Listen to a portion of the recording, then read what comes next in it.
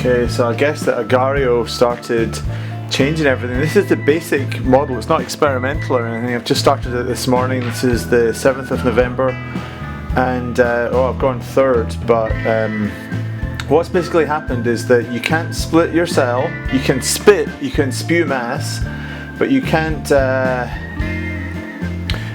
the viruses don't work. You can fire at them and they'll fire on, but everyone will eat the viruses. It's as if sometimes you could eat the viruses before if you'd split on a virus and you had enough of a ball remaining to eat it.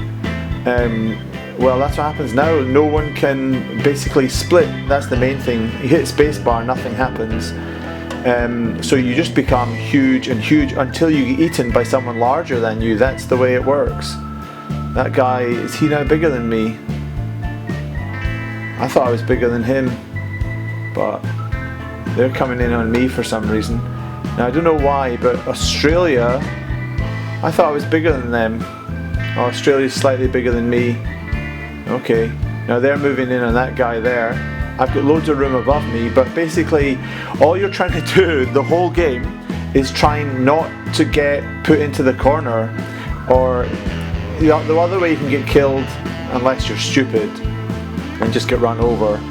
But the other way you can get killed is if you've got nowhere to go between two people and you just get squashed. Now Australia's trying to catch me up here, but he's not big enough to beat me. You need to be 10% bigger. But I'm quite far away from the corners. You go into a corner to get someone else, but in doing so you risk being chased into a corner by a blob bigger than you. The rules about speed and size still remain. I think you atrophy a bit of mass, but not that much. But you of course atrophy quite a lot of mass if you spew mass out. Even if you pick it back up again, there's an algorithm that says that if you have done any of that, then you will bleed mass at a higher rate. Now this guy's in big trouble here because I'm not that far away from the corners. What you do is you dummy them. So you head away and think they've got a route down the left here, and they don't, but they get scared. And the worst thing he can do here is head off left. He's still small enough so that he can outrun me, so he's headed off left. He's got no chance of making that curve there, so I just head off right a bit and then just square up so that I'm heading in at 45 degrees into the corner. And now he's got really nowhere to go. He's not going to run into a virus. Now he's doing the right thing, which is heading off right. The only chance he's got is basically to pick up a guy on the left that is in the corner, and then I can be in a little bit of trouble because suddenly he gets a lot bigger, but basically he's got no chance here unless he just fires like hell, but he's dead. Watch, there we go. Now I'm still only third and I'm huge. I mean, I am absolutely huge. And I suppose if you played your cards right, you could just go on, become an absolute monster in this map. But here we go. So this is 7th of November and everything's changed. I don't know if this is going to be permanent. I kind of like it in a way. Maybe they just did something different in order to pique everyone's interest again, but it's a hilarious game. It's not as tense. I had a big problem with the first Agario, and it was incredibly enjoyable and very addictive, but it was also extremely traumatic. I mean, you would just go mental. Who wouldn't admit to that? It would just drive you out. You'd put in so much effort and time to build up all that mass, and then just through a weird... It was kind of almost by chance, but it wasn't by chance. You know, there was a skilled way out of it, and that's why sometimes your mind gets stressed. It's because you did something wrong or something bad happened to you that was almost capricious, meaning by chance, but you still could have done something to avoid it.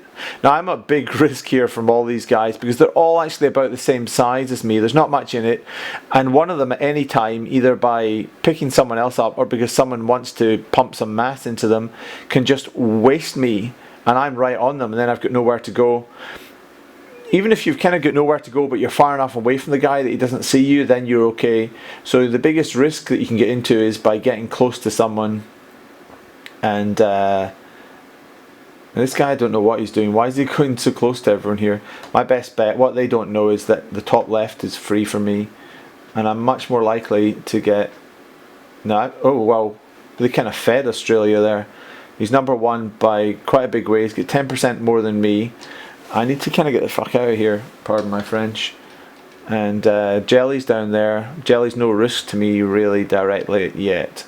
So what you want to do is, you want to be going down to a corner where eating someone like the moon here below me will give me certainly enough mass to survive an attack by Australia. So this is kind of backup, you would call it, if Australia decides to get heavy on me. Now, what can go wrong here for me is that I take a turn where my turn is too slow. My turn is too fast, rather, see? Now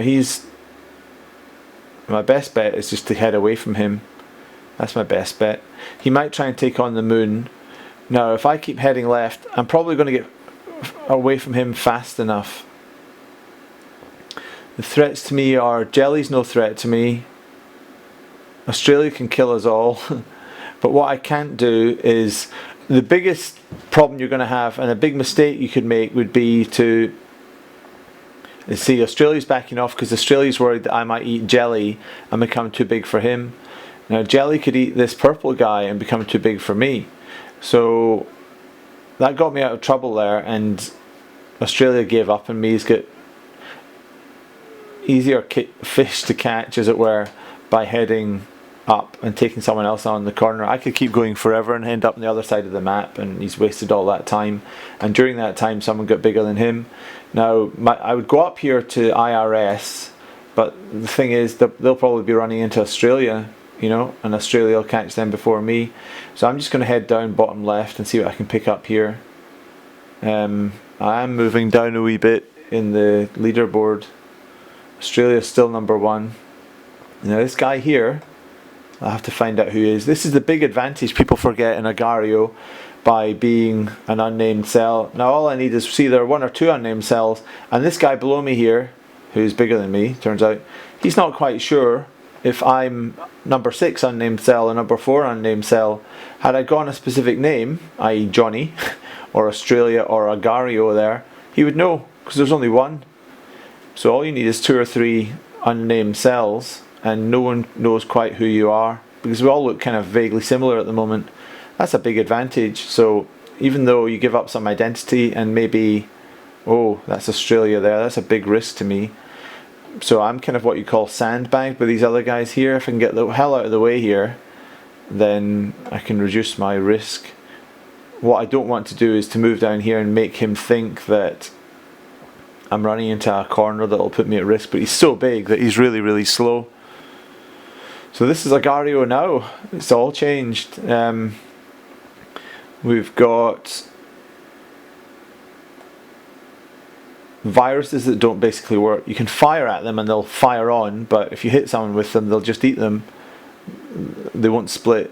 You can't split. Spacebar does nothing, so which is why everyone's just floating around the map. Maybe they're experimenting with this. Now, oh here is pretty much in trouble from me because he's got nowhere to go. If he heads up top left, oh, he's going to eat Mars. Mars is maybe a wee bit small enough that he can get away, but the top isn't that far away from me here, and Mars is, he's doing this just right here. There, oh, I got them. See, the miscalculation that happens in people's minds is, one, the rate of the turn. They're turning too fast because they panic.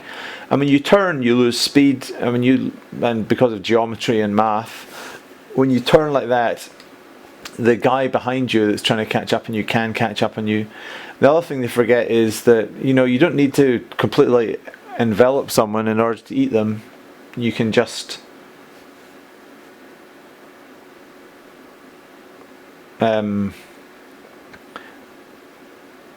get about 80% of them, I guess, over them.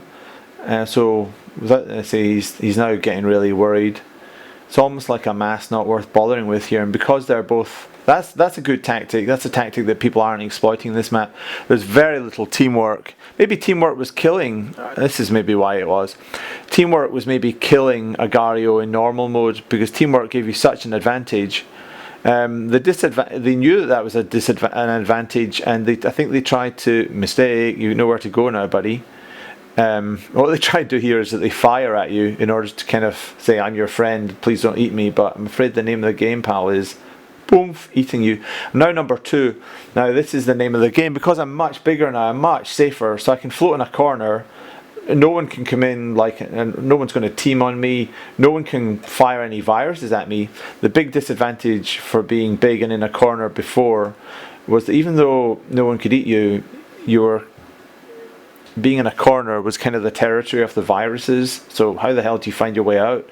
And also, if it's the territory of the viruses, it's more likely that a virus will be born there. It'll be born under you, and you split no matter what.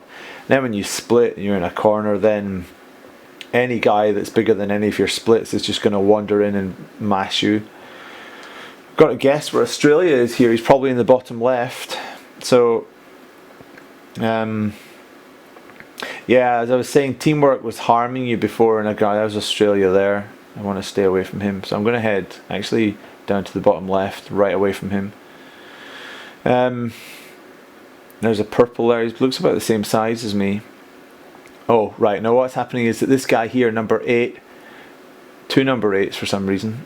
He didn't split. That's not the same guy. Yeah, it's 8 and 8 there. No. Oh.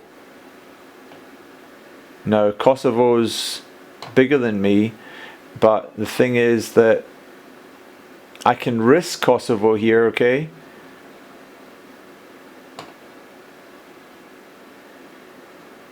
No, I'm in trouble there. I'm in real trouble.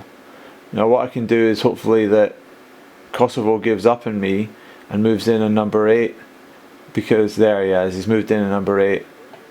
It's probably too hard for him to get me, but he'll become huge now. Number 8 is almost a lock. It's almost guaranteed because he's got nowhere to go.